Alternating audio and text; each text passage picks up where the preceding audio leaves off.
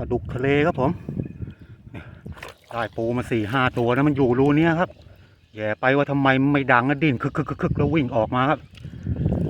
ใช้เสียมตีครับไม่ได้ถ่ายตอนนั้นเดี๋ยวคลิปมันจะติดเหลืองเนี่ยดูหัวครับนี่น่าจะไซส์ประมาณโลกว่าครับนี่